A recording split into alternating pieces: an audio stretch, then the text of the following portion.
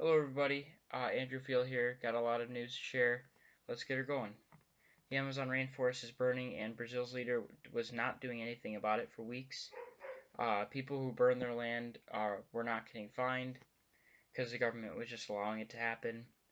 The Brazilian leader, his name was Jair Bolsonaro. He deployed 44,000 soldiers eventually to help fight the record fires in the Amazon rainforest. Bolsonaro does not believe in climate change. Fires do occur in the dry season, but a lot of them were started unnaturally by farmers trying to create farmland in exchange for the Amazon. Um, the Amazon rainforest produces 20% of the world's oxygen. It's been burning for about 4 weeks now. Since Brazil faced international backlash, leaders of France and Ireland threatened to block a trade deal between the EU and South American trading bloc Mercosur unless Brazil showed a commitment to protecting the environment. Um, and I think that's a great idea because when you're talking about a deal with all of South America, if one country is going to be in the way of that trade deal, they're all going to push Brazil to be more environmentally friendly. The G7 happened, and G7 leaders pledged 22 million to fight the fires, but Brazil rejected the 22 million, and they said that they would only take the money if Macron, French's leader, apologizes, which was so stupid. And I was thinking it's just another way for them to get around solving climate change and saving the rainforest. Um, they said the leaders should focus on Europe instead, which is another stupid thing to say. They think that Europe wants to get to Brazil's resources.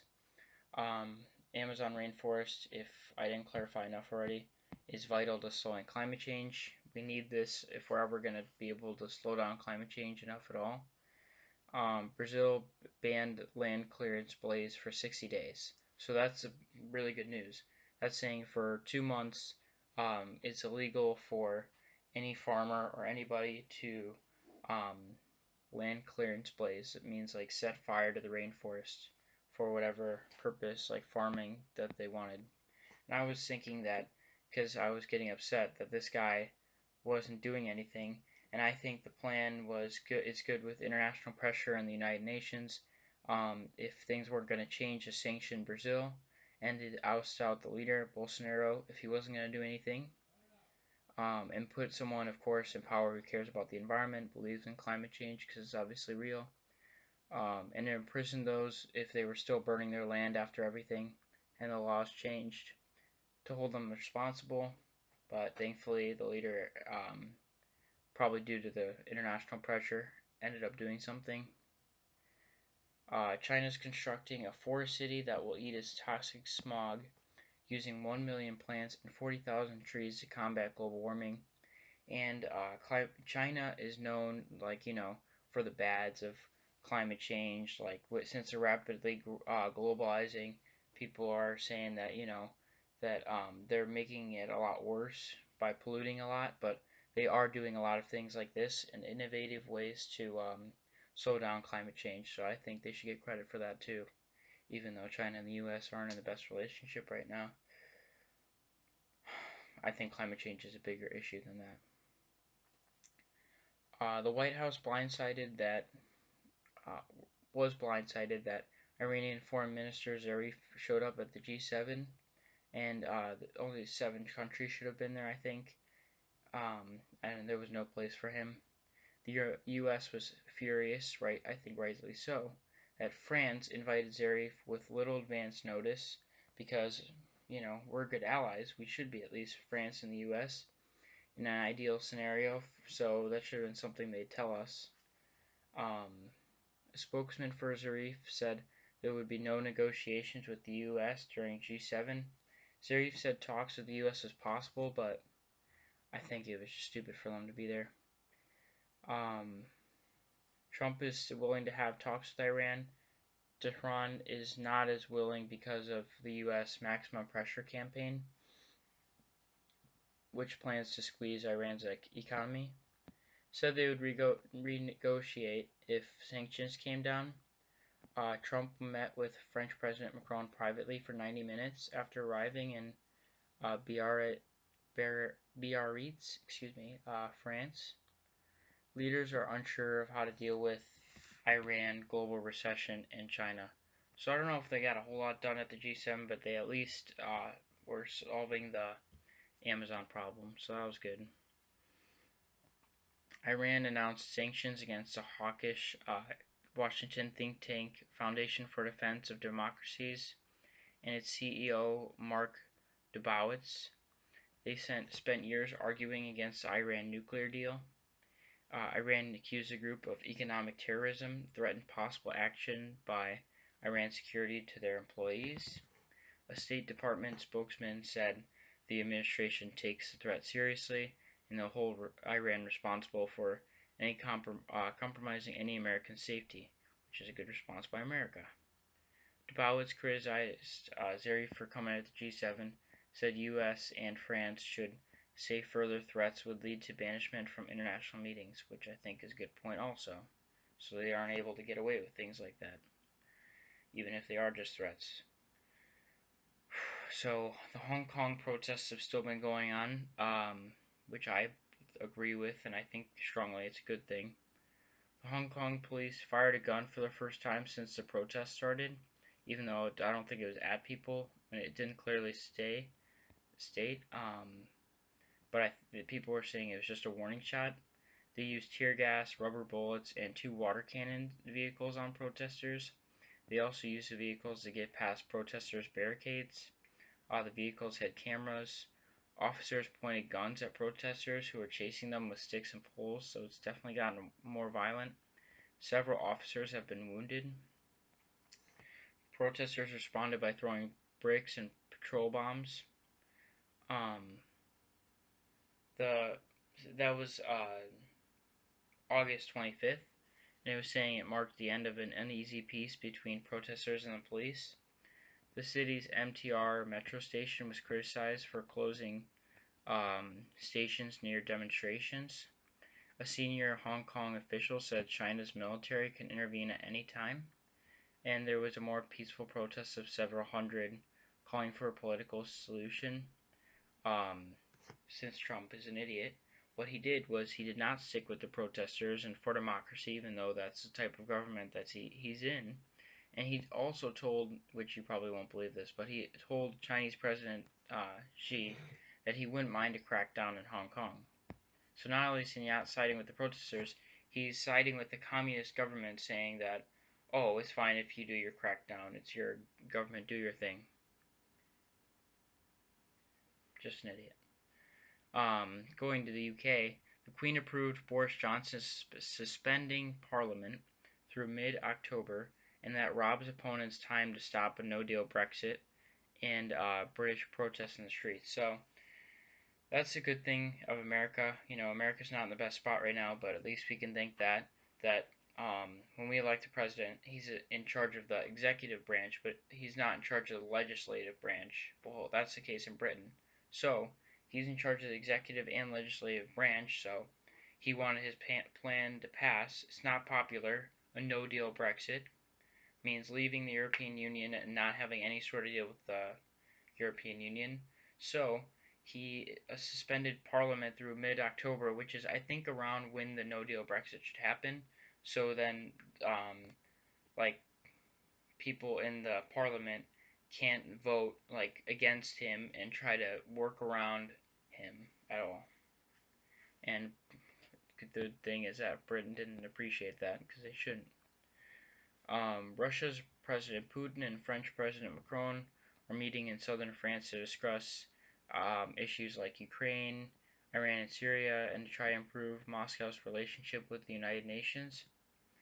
Um, but honestly, I think Russia is also a threat. I don't think there should be a relationship at all between Moscow and the United Nations. I think maybe might be a gap in U.S. power or whatever, but I think that's a bad thing.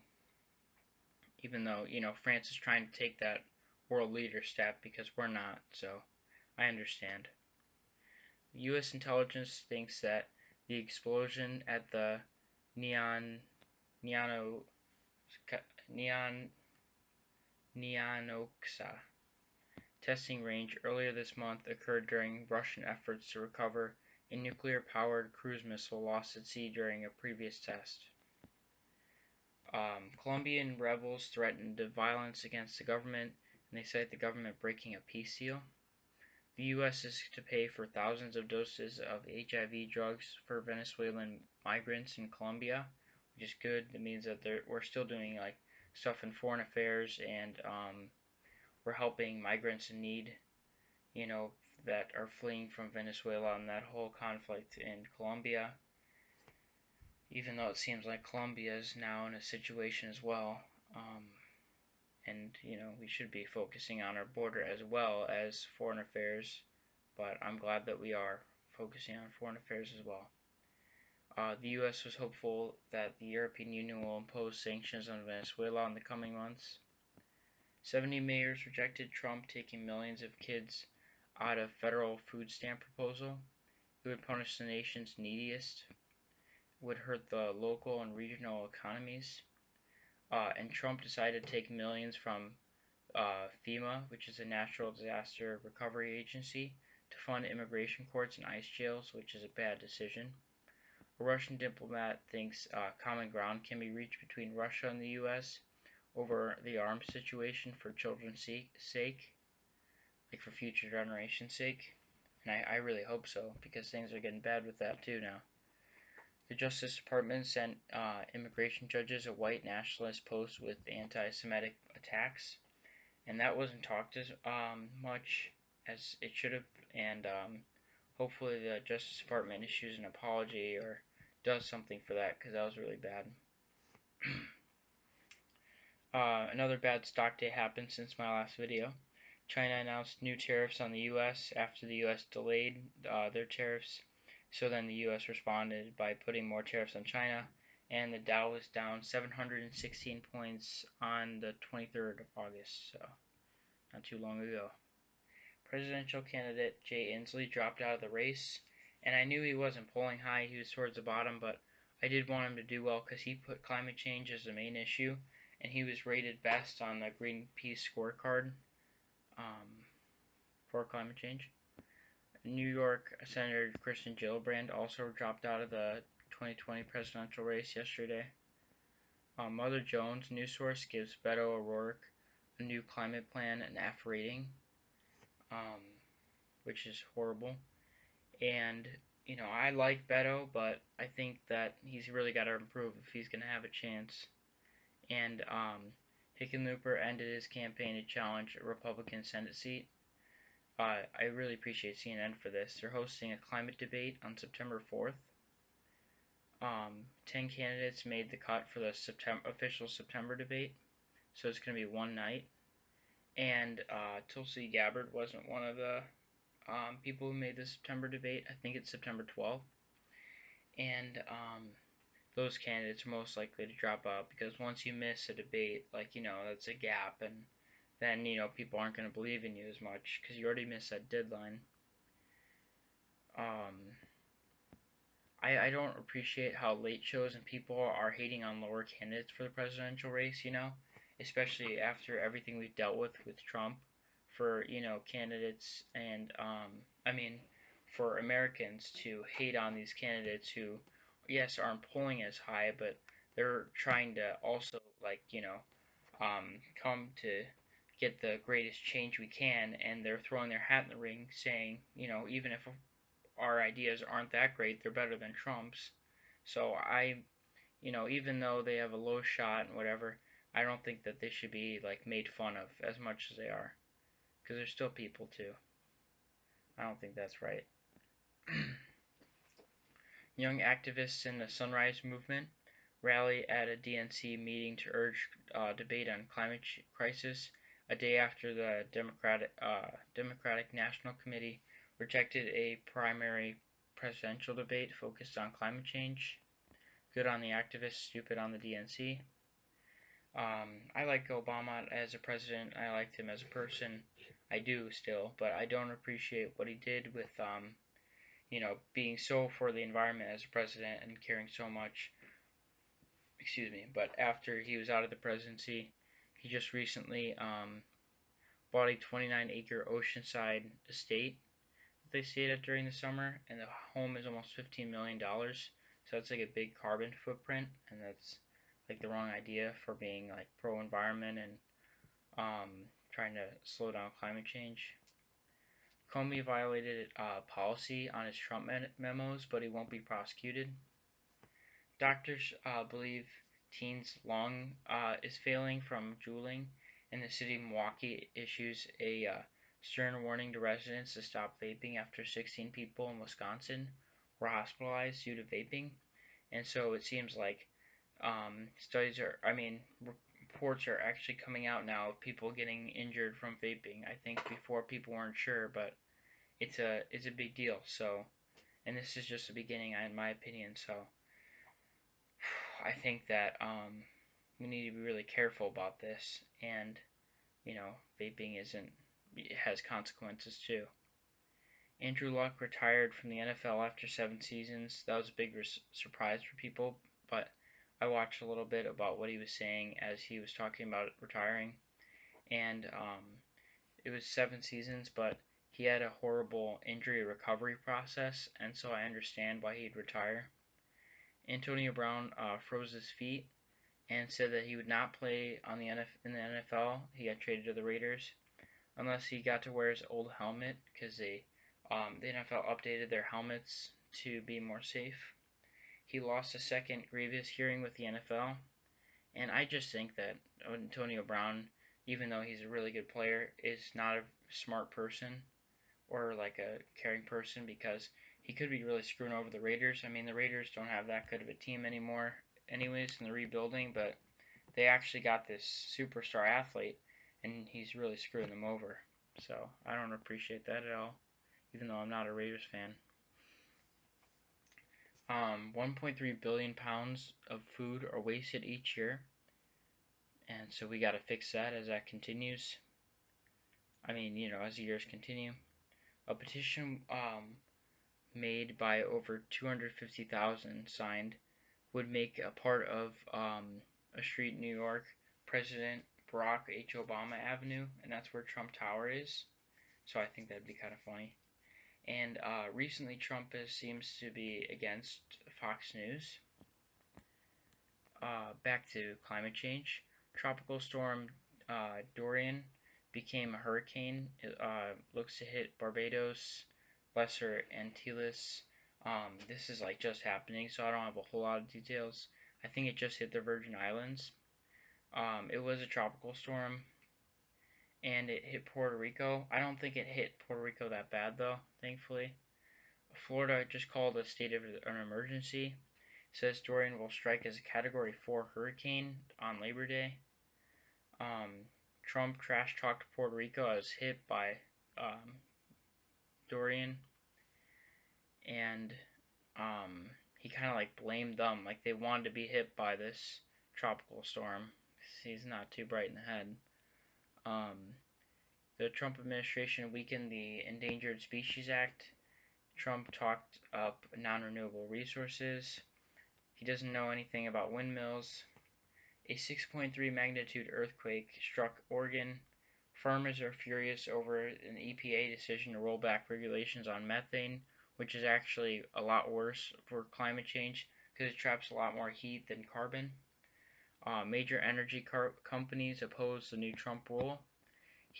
Trump wanted to lift logging restrictions in America's largest forest in Alaska, which would see a similar situation to the Amazon. He also wanted to raise mileage requirements for fuel efficiency standards. He's in court over clean power plant rules, and of course these are all Obama era climate change prevention rules that the idiot is undoing. In total, now it's 84 environmental rules being rolled back by Trump. And the White House is worried that Trump's position on the environment is against public opinion because the majority of Americans see climate change as a problem. And he's doing the opposite and unraveling these protections, which makes climate change more of a threat. So yeah, if you like the video, Please like and subscribe. Thank you for watching. Peace out.